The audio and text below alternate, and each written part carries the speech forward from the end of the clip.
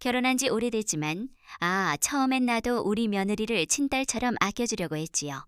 참, 결혼할 때 제 전 재산을 털어 아들 집을 사줬어요. 같이 살면서 부족함 없이 도와주려고 했어요. 그런데 글쎄, 며느리는 대놓고 나를 무시하더군요. 집에서 마주쳐도 인사는커녕 휴대폰만 만지작거리고, 내가 밥을 차려도 젓가락 한 번 안 들고 배달음식 시켜 먹고요. 뭐, 입맛 다를 수도 있으니까 이해하려 했지요. 그런데 어느 날 며느리 친정 식구들이 집에 놀러 왔어요. 나도 손님 오셨으니 정성껏 밥을 차렸어요. 그런데 밥 먹으면서 아무도 나한테 말을 걸지 않더라고요. 심지어 내가 말을 해도 대답도 안 해요. 마치 내가 이 집에 없는 사람이라도 되는 것처럼요. 그 순간 알았어요. 이 사람들은 나를 집주인도 아니고 가족도 아니라고 생각하는구나. 남편 먼저 보내고 아들 하나만 바라보며 평생을 살아왔어요. 젊었을 때는 없는 살림에 장사도 해보고 식당 일도 해가며 아들 하나만큼은 남부럽지 않게 키우려고 악착같이 살았지요. 아들이 좋은 대학 보내 좋은 직장까지 잡았을 때 저는 이제 조금 편해질 줄 알았어요. 그런데 아니었어요. 아들이 결혼하고 나니까 저는 집안에서 투명인간이 돼버렸습니다. 더 어이없는 건 제 아들이었어요. 내가 그날 너무 속상해서 너희 가족이 날 왜 이렇게 대하냐 했더니 아들이 하는 말이 더 기가 막혀요. 엄마, 요즘 세대는 그래. 그냥 이해해. 편하게 지내세요. 내가 이 집을 사줬는데 그 집에서 내가 쫓겨난 느낌이었어요. 그래서 결심했어요. 이대로 더는 못 산다고요. 그날 밤 한숨도 못 잤어요. 아들이 결혼한 후 나를 서서히 밀어내는 것 같긴 했지만 설마 이 정도일 줄은 몰랐어요. 며느리뿐만 아니라 친정 식구들까지 나를 무시하는데 내 친아들은 아무 말도 안 하고 그냥 넘어가더라고요. 그래도 한때는 내가 목숨 걸고 키운 아들이었어요. 그래, 한 번만 더 참아보자. 제 속을 달래면서 버텼어요. 그런데 시간이 갈수록 며느리의 태도는 더 심해졌어요. 아침에 나와서 마주치면 눈도 안 마주치고 자기 방으로 쏙 들어가 버리더라고요. 저녁에 가족끼리 밥 먹는 일, 그건 아예 사라졌어요. 그뿐만이 아니었어요. 며느리는 집에서 친구들을 불러서 파티까지 하더라고요. 저는 방 안에서 쭈그리고 앉아 있는데 거실에서는 시끄럽게 웃고 떠들고 그게 한두 번이 아니었어요. 그러다 어느 날 아주 결정적인 일이 벌어졌어요. 그날도 집에서 며느리 친구들이 놀고 있었어요. 저는 방에서 조용히 쉬고 있었지요. 그런데 화장실을 가려고 나왔는데 며느리 친구 중 하나가 저를 보고 이러더군요. 여기 누가 사세요? 이게 무슨 말인가 싶었지요. 그랬더니 며느리가 피식 웃으면서 하는 말이 그냥 우리 시어머니야. 원래 같이 살던 분이야. 신경 쓰지 마. 순간 가슴이 철렁 내려앉았어요. 나를 같이 사는 가족이 아니라 그냥 방에 있는 사람 취급하더라고요. 그때 깨달았어요. 이 집에서 나는 더 이상 가족이 아니구나. 그날 밤 저는 평생 한 번도 안 했던 일을 했어요. 거울 앞에 앉아서 제 얼굴을 봤어요. 주름이 깊이 패인 내 얼굴, 한숨과 눈물로 얼룩진 내 모습, 그리고 속으로 되뇌었어요.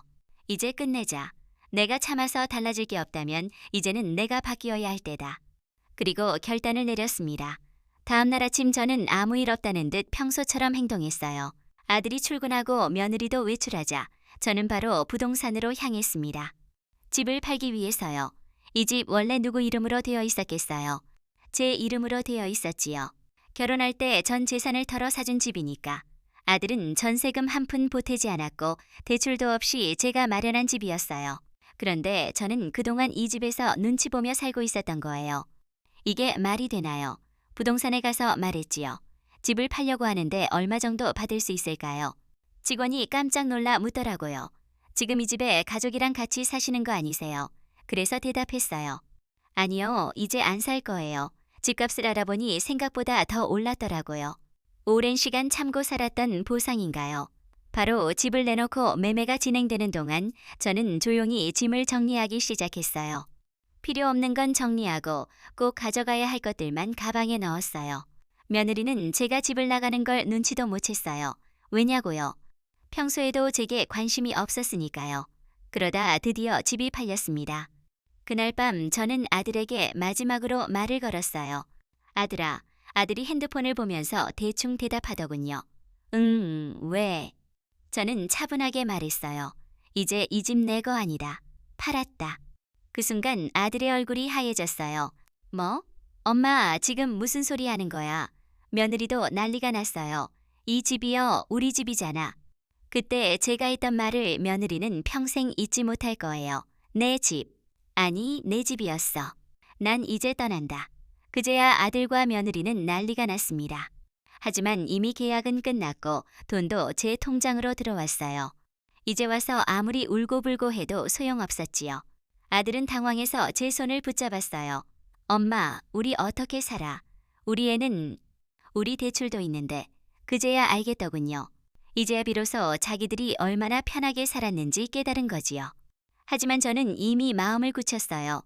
너희가 나를 가족 취급 안 했잖니. 그럼 나도 너희를 책임질 이유가 없지. 그리고 저는 짐을 들고 그 집을 나왔습니다. 집을 나서는 순간 한 번도 느껴보지 못한 자유가 찾아왔어요. 가슴이 뻥 뚫리는 기분이랄까요. 그동안 그 집에서 눈치 보며 살았던 지난 날이 너무 억울했지만 이제는 후회도 미련도 없었어요. 그럼 저는 어디로 갔을까요? 사실 저는 집을 팔기 전에 새로운 보금자리도 미리 준비해 두었어요. 오래된 아파트였지만 제 이름으로 된 작은 전셋집을 하나 구해놨지요. 이제 더 이상 누구 눈치도 안 보고 내 집처럼 편하게 살 수 있는 곳이요. 짐을 풀고 앉으니 그제야 실감이 나더라고요. 아, 이제 진짜 나 혼자만의 삶이 시작되는군. 근데 말이에요. 그 후로 아들한테서 전화가 얼마나 많이 왔는지 몰라요. 처음엔 화를 내면서 전화를 하더군요. 엄마, 도대체 이게 뭐 하는 짓이야? 어디 있어? 당장 돌아와. 그러더니 며칠 지나니까 태도가 바뀌었어요. 이번엔 애원하더라. 엄마, 우리가 잘못했어. 미안해. 제발 다시 돌아와. 우리 애도 있잖아. 이제 와서 저런 말을 한다고요. 집에 있을 땐 그렇게 무시하더니 며느리는 한 번도 연락하지도 않더라고요. 여전히 저를 사람 취급도 안 하는 거지요. 그 순간 딱 깨달았어요. 아, 얘네들은 내가 없으니까 불편한 거구나. 내가 필요해서 찾는 거지. 진심으로 미안해서 그러는 게 아니구나. 그래서 저는 전화도 안 받았습니다. 문자도 답장 안 했어요. 그러던 어느 날 사돈댁에서 전화가 왔어요. 어머님, 저희가 한번 찾아뵐까요? 이게 무슨 일일까요? 왜 저를 찾아오겠다는 걸까요? 그 이유가 정말 어이가 없었어요. 사돈댁에서 연락이 왔을 때 솔직히 좀 놀랐어요. 평소에 나를 투명인간 취급하던 사람들이 왜 갑자기 전화를 했을까? 처음엔 안 받으려고 했어요. 그런데 계속해서 전화가 오더라고요.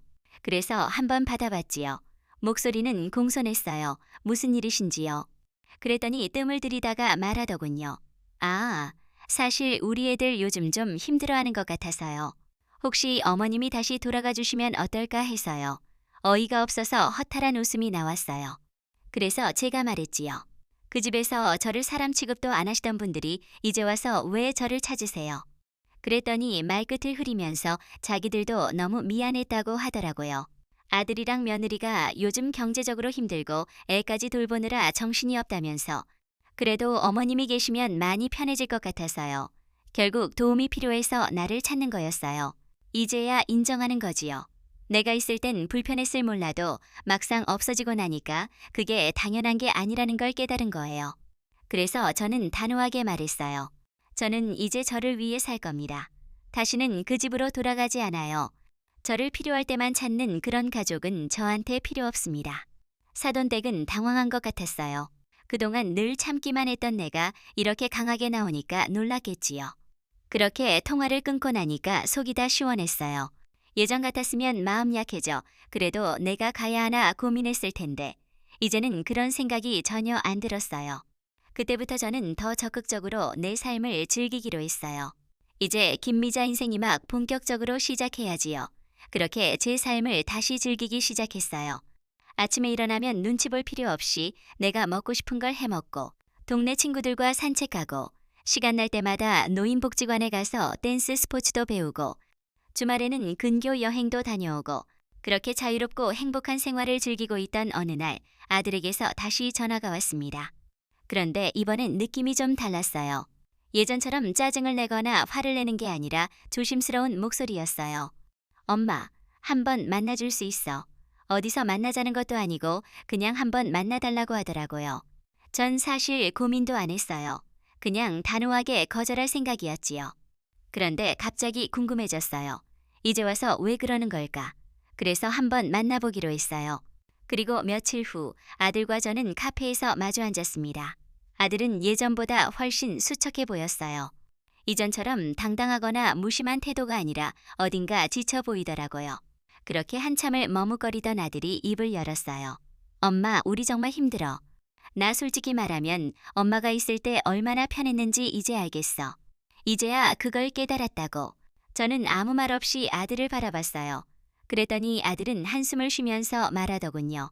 며느리도 요즘 많이 지쳐 있어. 애 키우는 것도 힘들고 엄마 있을 때는 그냥 당연하게 생각했는데 엄마가 없으니까 집안이 너무 엉망이야. 그 순간 속으로 웃음이 나왔어요. 그래서 제가 말했지요. 너 지금 나한테 다시 돌아와 달라고 하는 거니? 그랬더니 아들이 고개를 푹 숙이면서 말하더군요. 응. 그 순간 제 속에 수많은 생각이 스쳐 지나갔어요. 하지만 제 대답은 이미 정해져 있었어요. 미안하지만 난 이제 내 인생을 찾았어. 너희 집 문제는 너희가 해결해야지. 왜 나를 부르니? 아들은 당황해서 말을 잇지 못했어요. 아마도 제가 이렇게까지 단호할 줄 몰랐겠지요. 그런데 말이에요. 아들의 입에서 더 황당한 말이 나왔어요. 엄마, 그럼 우리랑 같이 살진 않더라도 혹시 집 한 돈 좀 나눠줄 수 있어? 순간 머릿속이 띵했어요. 이 말을 듣는 순간 머릿속이 새하얘졌어요. 뭐라고? 그랬더니 아들은 머뭇거리면서 다시 말하더군요. 엄마도 알잖아.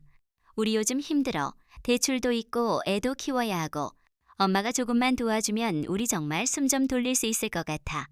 이게 진짜 말이 된다고 생각하는 걸까요? 이제 와서야 나를 찾더니 같이 살자는 말도 아니고 집 한 돈을 나눠달라고. 참 어이가 없어서 제가 되물었어요. 내가 그 집 팔고 나올 때 너희 나한테 뭐라고 했어? 아들은 아무 말도 못했어요. 고개를 푹 숙이고 있더라고요. 그래서 제가 다시 말했지요. 그때 너랑 내 마누라는 나한테 한마디라도 붙잡았어. 내가 그 집에서 나올 때 엄마 가지 마세요. 한마디라도 했어. 근데 이제 와서 돈을 나눠달라고. 그제야 아들은 당황한 얼굴로 변하더군요. 뭔가 제대로 잘못됐다는 걸 깨달은 거지요. 엄마, 그냥 우리가 잘못했으니까 한 번만 도와주면 안 돼. 엄마는 돈도 있으니까 괜찮잖아. 이 말을 듣고 저는 정말 확신했어요. 내가 지금까지 뭘 그렇게 바라고 살았나. 이 사람들은 결국 내 마음을 헤아려 주는 게 아니라 나를 돈 주는 사람으로밖에 생각하지 않는구나. 그 순간 이전까지 쌓아온 미련정 모든 게 싹 사라졌어요. 그래서 저는 단호하게 말했어요. 미안한데 난 이제 내 돈을 내 인생을 위해 쓸 거야. 너한테 줄 돈은 없어. 아들은 당황해서 말하더군요. 엄마 진짜 너무해. 엄마가 그렇게 나오면 우리 진짜 어려워져. 그럼 나보고 어쩌라고. 그래서 저는 마지막으로 한마디 했어요. 내 가정을 책임지는 건 내 몫이야. 나는 이제 나를 위해 살 거니까. 내 일은 내가 해결해. 그렇게 말하고 저는 자리에서 일어났어요. 뒤에서 아들이 뭐라고 더 말하려는 것 같았지만 이제는 하나도 듣고 싶지 않았어요. 나는 평생을 아들한테 희생하며 살았어요. 하지만 이제는 내 삶을 살아야겠어요. 그렇게 저는 뒤도 돌아보지 않고 카페를 나섰어요. 그날 이후 저는 아들의 연락을 완전히 끊었어요. 전화가 와도 받지 않았고 문자가 와도 읽지 않았어요. 사실 예전 같았으면 그래도 내 자식인데 하면서 마음이 흔들렸을지도 몰라요. 하지만 이제는 아니었어요. 내가 살아온 세월이 아깝더라고요. 나는 평생을 희생하면서 살았는데 결국 아들이 나를 찾는 이유가 돈 때문이라니. 그게 너무도 뼈아프게 느껴졌어요. 그래서 저는 더 단호해지기로 했어요. 그렇게 몇 달이 흘렀어요. 그동안 저는 정말 행복한 삶을 살고 있었어요. 혼자서 떠나는 여행도 점점 익숙해졌고 노인복지관에서 만난 친구들과 같이 배우는 댄스 스포츠도 점점 실력이 늘었어요. 심지어 복지관에서 함께 활동하는 친구들과 동호회도 만들었어요. 다들 제게 그러더군요. 미자 씨 진짜 얼굴이 환해졌어요. 예전에는 뭔가 기운 없어 보였는데 이제는 완전 다른 사람 같아요. 저도 알아요. 이제야 제 인생을 찾은 기분이니까. 그런데요. 그렇게 저만의 삶을 살아가고 있을 때 갑자기 뜻밖의 연락이 왔어요. 이번엔 아들도 아니고 며느리도 아니었어요. 아들의 집을 새로 산 사람에게서 연락이 온 거예요. 아들의 집을 새로 산 사람에게 연락이 왔을 때 솔직히 조금 놀랐어요. 집을 판 지도 몇 달이 지났는데 새로운 주인이 나를 찾아오다니. 무슨 일인가 싶어서 약속을 잡고 카페에서 만났어요. 그분은 중년 부부였어요. 차분한 인상을 가진 분들이었지요. 그렇게 인사를 나누고 본론으로 들어갔어요. 어머니, 죄송한데 혹시 전에 이 집에 사셨죠? 네, 맞아요. 그랬더니 그분들이 주저하면서 말씀하셨어요. 그게 저희가 집을 사고 나서 계속 어떤 사람이 찾아와서요. 한 젊은 부부인데 처음에는 집을 잘못 찾았나 했는데 자세히 들어보니 어머니 아드님 같아요. 순간 머리가 띵 하더라고요. 설마 아직도 그 집에 가는 거예요. 그분들이 고개를 끄덕이며 말씀하셨어요. 네, 처음엔 저희도 놀랐어요. 어느 날 밤 벨이 울려서 나가보니까 남자가 서 있더라고요. 술 취해서 엄마 문 열어봐 하면서요. 이 말을 듣는 순간 가슴이 싸하게 식어갔어요. 그 사람이 제 아들이었어요. 예전 이름이 김민호 씨 맞죠? 이제야 실감이 났어요. 아들은 아직도 나를 붙잡고 있었던 거예요. 예전처럼 편하게 살다가 내가 떠나고 나니까 현실을 직면한 거겠지요. 처음에는 나를 무시하고 떠나도 아무렇지 않을 거라 생각했을 거예요. 하지만 막상 내가 떠나고 살림이 힘들어지고 현실적인 문제들이 쌓이면서 그제야 나를 찾은 거겠지요. 하지만 난 다시 돌아가지 않아요. 그분들은 조심스럽게 물어보셨어요. 어머니, 저희가 이 일을 어떻게 하면 좋을까요? 저는 잠시 생각하다가 단호하게 말했어요. 그 사람이 또 찾아오면 저한테 연락하지 마세요.